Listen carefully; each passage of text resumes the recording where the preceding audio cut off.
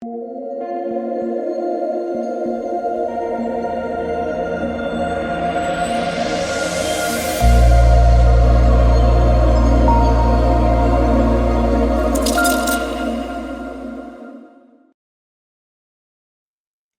right, guys, 6-game NBA Summer League slate here on Monday. No early slate, which is a little bit weird because I think every other day we've had an early slate, or I know we have, and I think in Tuesday, Wednesday, like the rest of the Summer League, I think there's early games. So kind of weird that there's no early games on this slate, but hey, we got a bigger main slate, 6 games, and still some decent sized contests. Draftkings, make the contests bigger. Right? All these contests are filling up with like hours to go. The early slate today, the $150 tournament filled up before I even woke up. So I couldn't even get into that, which we'll get to in a second. A great early slate. But make the contest bigger, DraftKings. But guys, before we talk about the 6-game slate, let's first go over my lineups from today. So we'll go over early slate, we'll go over prize picks and main slate. So let's check out the early slate and full tilt mode. So here's the final. It was about a 4x day. 110, 130, 135 into 458. It's a little like 3x maybe, 4x. But it should have been a lot more. And I was basically had full tilt mode all day. So you had Kada get injured. He was only 50% owned. So half the field, and he got injured early in the third. This guy was on pace for 50 plus. He got injured early in the third and never came back. So it's like back-to-back days with an injury. Can't make that up. But not only that, you had the Phoenix Suns get absolutely destroyed. So the starters don't play the fourth. We'll talk about that in prize picks in a sec too. Again, I'm on full tilt mode, so no fourth quarter for King, no fourth quarter for Wright, which was massive. And then the New York Knicks, who I really liked for the early slate just because of the minutes, they blow out Chicago so bad that the starters don't play the fourth. So I should have gotten first in the big contest. I feel like I threw 10 entries in it. I should have gotten first. Realistically, if these games didn't blow out and Kada didn't get injured, I'm probably winning it. I finished in 23rd with the 2 blowouts and the injury. So that's number one. Why I was very, very tilted. Grizzlies side. We'll talk about that in a sec. Prize picks. My worst day so far. Went 4 for 5.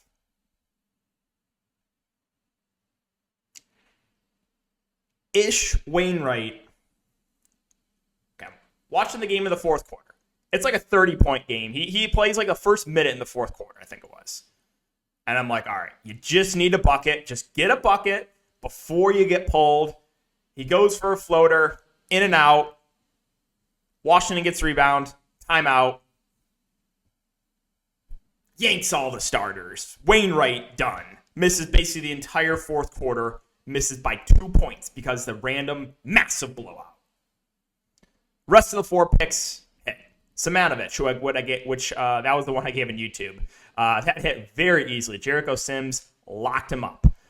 Benedict Mathurin under. And we got a little bit unlucky there, too, with the random Chris Duarte rest.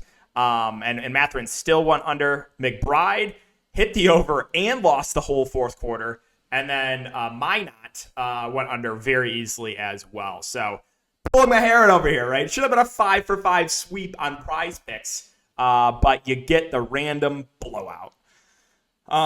So that was early, and that was prize picks. Oh, and this is, so it's just inside look of what I include, what's included in the Patreon package. So all these type of breakdowns, like the early and late slates for like my projected starters. I was on Patreon, at least I was telling everyone that I thought there was a chance. I was speculating that some or all of the main Grizzlies could rest because it was a back-to-back. Not all of them rested, but you did have Zaire Williams and Tillman rest. And that was due to some Twitter searching. We had an unconfirmed source say he saw Tillman in street clothes. So, but yeah, this is the type of stuff that is included there on Patreon, trying to give a lot of detail for you guys. But so yeah, great early slate. Should have won a lot more. Prize picks should have been a 5 for 5 day. And then the main slate, also on full tilt mode. So let's go over my lineup. I finished in 13th out of 37 in the windmill. Finished about 25 points out of the cash. And, okay. Don't get me started on this, too. Jalen Crutcher. If you watch this game, he had like 3 shots go in and out. I think he had 15 potential assists in the 20 minutes that he played. No one could make a shot. He had an alley-oop. Guy missed the layup. Multiple missed layups. Multiple missed wide open shots on Crutcher potential assist. And then you have this guy Alexander come off the bench and not miss. So Crutcher gets benched. Crutcher played 33 minutes last game, only played 20 tonight, and got he should have had at least 20 fantasy points, even in only the 20 minutes tonight. Just, again, full tilt mode there. And Josh Primo.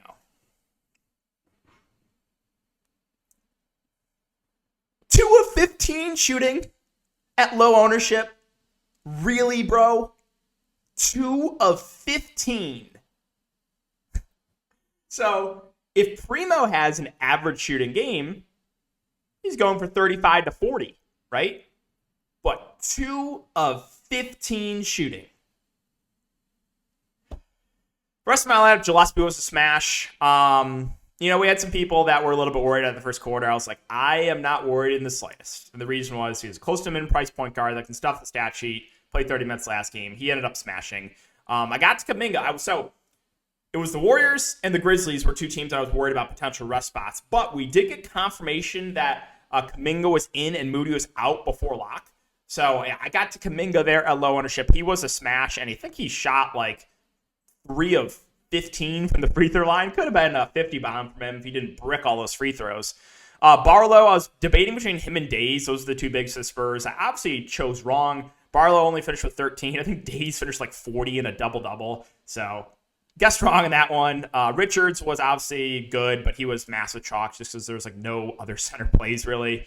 We went over Crutcher and why I'm on full tilt mode there. Lofton, so had an okay game, had a really bad shooting game. Also had like 6 turnovers. And some of those main Grizzlies guys ended up playing. I was speculating that all those guys would rest because that's what happened about a week ago when they played those pre-summer league games. But they ended up only sitting Zaire and Xavier Tillman. And Scottie Pippen was a great play as well, but again, he was popular. So I was about 25 points out of the cash in the windmill. Again, average shooting game from Primo and not the worst possible luck game from Crutcher. If he gets 33 minutes again, right, probably winning. So, that's that for the look back. So, again, guys, a lot of tilting, right? But that's what we do on the channel. If you're new and you're not familiar, this is a tilt zone, I guess. This is a safe space to let it out the frustration.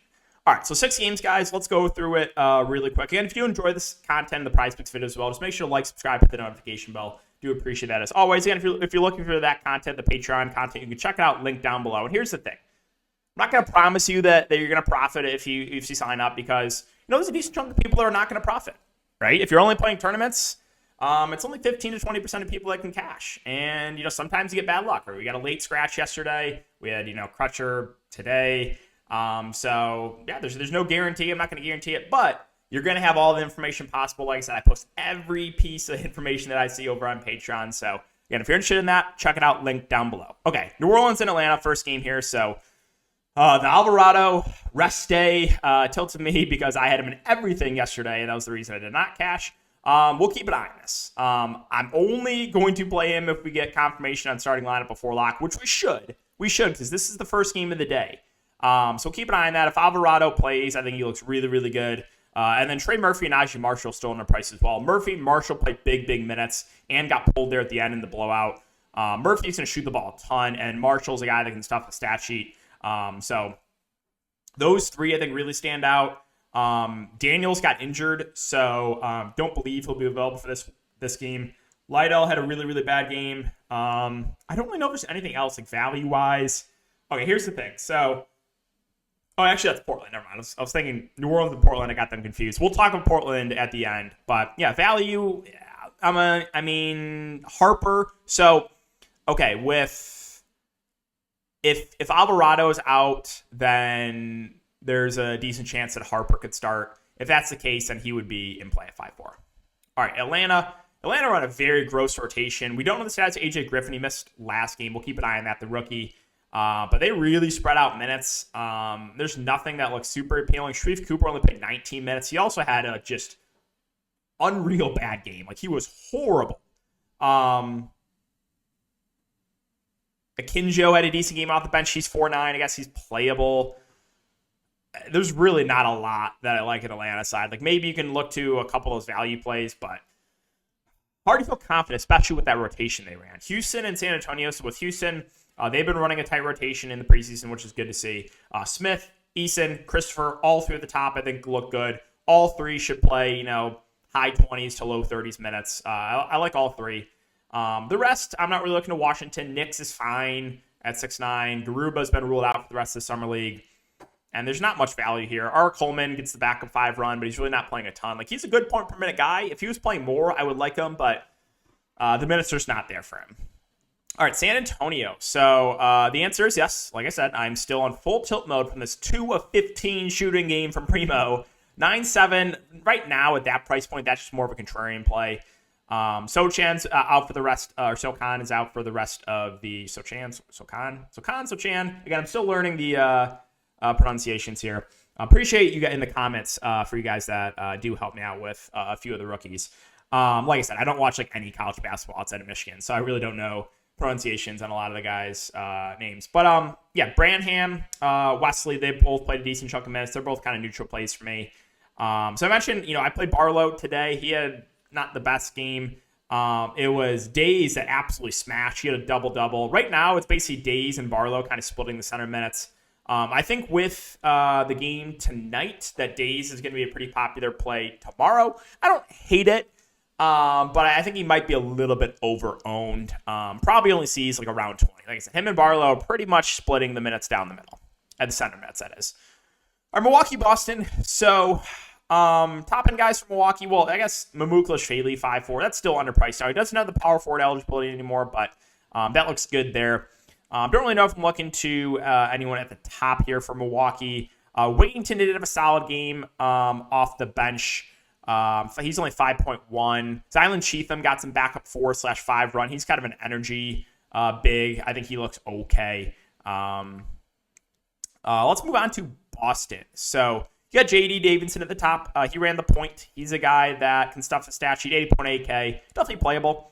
Let's see. What else? Begarin played big minutes. I think he played over 30 minutes last game. He's playable. Sam Hollister had an awful shooting game. I think he shot 2 of 12, but did see 30-plus minutes. He's viable in the mid-range. Probably will be low-owned because of recency bias. Kabengele, him and Travion Williams split the center minutes, but Kabengele started and played a bit more. So he's probably a little bit easier to get to. However, Travion Williams still have a little bit of interest in him off the bench. Really, really good on the offensive end. And he's only 4.9K, but did only play like 15, 16 minutes last game. All right, Orlando and OKC. So that was a wild game last game for Orlando, a double overtime game. Banchero, 10.1. He played 35 minutes on a double overtime, so like 33, 32 minutes in regulation. That's really good to see. So he definitely stands out as a good spend up. You can look to Hampton too, but I would say he's more of the contrarian option as opposed to Banchero. Houston's too pricey coming out the bench and kind of scoring dependent. The rest of Orlando, Simpson feels too pricey coming out the bench. I think Emmanuel Terry would be the other guy I would mention. He's been starting at the 5 and playing low 20s minutes. I think he looks like a decent play there. But yeah, that's Orlando on the OKC side. So we'll see about the status of some of the main guys. Pokusevski sat out last game. I thought there's a chance Giddey would sit out. So we'll see. We'll keep an eye on it. Hopefully we get confirmation of that before lock. But Holmgren and Giddey both look good at the top, assuming they both play. Both should play around 30 minutes. Giddey, triple-double threat. Holmgren, a guy that can block a lot of shots and get some steals as well. Just stuff the stat sheet, both of them. So I like them both at the top. Other options for OKC, kind of all secondary plays with Williams and Mann and Wiggins. Now, if Giddey rest, that could open up some more for like Mann and Williams and Wiggins. So keep an eye on that. We'll see if Pokusevski plays. I would guess he's done, but you never know. He could come back. And then like Robinson Earl hasn't really been playing a ton. He only played like 15 minutes last game, but I think he's at least playable there at 5-2. Dallas and Utah. So top end guys, you have Hardy and Lawson. Both played a good chunk of minutes last game. Hardy 8-3, a guy that was very, very aggressive on the offensive end. So he's firmly in play. What else? Wright started at the 5, but only played like 15, 16 minutes. He's a good point per minute guy, but 6'7", probably a little bit too expensive for the amount of minutes that he's going to play. Bingham, the rookie from Michigan State, also split time with him. He's 4'5", so I think I'd rather roll the dice in Bingham as opposed to Wright, just because they basically both play the same minutes, and Bingham's like $2,000 cheaper. On the Utah side, so Utah's been, switching up the rotation or switching up the starting lineup seems like every single game. So proceed with caution here for Utah if you don't get started before lock. Cockburn at the top, 7'5". Really, really good point per minute guy, but right now not playing a ton of minutes. Butler 6'8", I think looks good. He'll do a lot of the ball handling, one of their main playmakers, and played like 27 minutes last game. So he looks pretty good there in the mid-range. Let's see. Snead also started. He's 4.8K. That's fine. Caboclo started last game. We know he's a good point per minute guy. He's been around the NBA for a while. I think if he starts again, he looks good. Palmer has been coming at the bench and playing relatively well. And there's even a couple cheap options I'll mention. Bomaro started. He's the flat min. And John Juzek started last game. He's the flat min. I will say, though, no guarantee those guys start again, so keep an eye on that. But definitely some potential value here for Utah. We'll see what they do with the starters. And then New York and Portland's the late game here. So New York, it is a back-to-back. So I'll mention, is there a chance that these guys rest? It's possible, right? We saw it with some of the Grizzlies guys today. So I'll at least mention it. But if the game stays competitive, the Knicks run a pretty tight rotation. So McBride, Grimes, Sims all look good. All feel too cheap, in my opinion. Jeffries off the bench at 6'2". The one guy that really gets big minutes on the bench, he's fine. The other starters, Fionn Hunt and Keels, I think both look pretty solid. Fionn Hunt looks like he's just going to average like 6 steals a game. That's like all he does. But he's an energy wing, decent rebounder as well. And then Keels has not shot the ball well the first couple games, but the minutes have been there, and he's only 4.1K. So a good chunk to like here for New York, assuming the main guys play. And finally, Portland. So Portland, Shaedon Sharpe out for the rest of the Summer League. You did see Watford and Keon Johnson both play about 30 minutes last game. Watford had the big game where game 1 he didn't really play a ton, but game 2 he played a lot more. So both him and Keon Johnson, I think, are fine plays there at the top. Williams also played close to 30 minutes. He's a guy that will play the point guard position. I'm kind of indifferent on him. Greg Brown, I was looking on Twitter. For some reason, he only played 11 minutes. I was looking to see if he got injured or something. Couldn't find anything. But it was a little bit concerning. We only saw 11 minutes. And also, this is what I wanted to mention in Portland. They mixed up the bench rotation. So, like, game 1, it was Garza playing the backup 5. Game 2, it was Kyle Alexander. And do you know how much that tilts me? The first day of Summer League, I was 10 points back from winning the tournament with Kyle Alexander, who did not play. You want to know what Kyle Alexander did last game? I promise, this is the last tilt. You want to know what Kyle Alexander did? 9 points, 7 boards, 1 assist, 3 blocks, and a steal.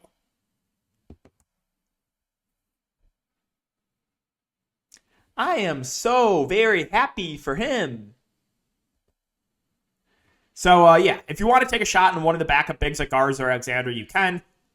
But just know there's a chance to get a DNP, and I have no trust right now in the bench rotation there for Portland based on what we saw the first couple games. But yeah, guys, that'll wrap it up for the video. So again, if you're looking for that more in-depth content for all the updates, all the starting lineups, any piece of news possible, my advice, my videos, my player polls, live streams, all that is linked down below. Also, I'm giving Prize Picks plays away in the Discord as well, which we've only missed once so far. I think it's I want to say 15 of 16. Really unreal rate. We'll talk about this maybe in another video, but maybe I had to add the record to my bio, right? Or maybe the play of the day record, because if you don't have that in the bio, you're not a profitable Prize Picks player, right? I didn't make the rules. I did not make the rules. But yeah, guys. So again, that's gonna wrap it up. Again, if you appreciate, do appreciate you guys as always for watching. Just like, subscribe, hit the notification bell. Closing in on that 12K subscriber mark. We've been at 11.7 or 11.8 for a while. So again, if you're not subscribed, would appreciate if you could hit that subscribe button, and I'll see you all in the next video.